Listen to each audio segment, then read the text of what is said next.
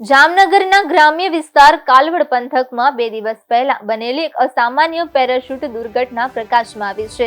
આ ઘટના helipad society નજીક બની હતી, જ્યાં એક યુવક 100 ફીટની ઊંચાઈએથી પેરાશૂટ સાથે અચાનક નીચે પટકાયો હતો અને વીજ વાયર પર ફસાઈ ગયો હતો। પ્રાથમિક માહિતી અનુસાર આ યુવક પેરાશૂટ સાથે આકાશમાં ઊંચાઈએ ઉડી રહ્યું હતું, ત્યારે અચાનક કોઈ અકસ્માતને કારણે તે નીચે પડવા લાગ્યો હતો। સદભાગ્યે તેનો જીવ બચી ગયો હતો। વીજ વાયર પર પટકાયા બાદ તે પેરાશૂટ વાયરમાં ફસાઈ ગયો હતો। આ ઘટનામાં યુવકને ચમત્કારિક રીતે કોઈ ગંભીર ઈજા થઈ ન હતી।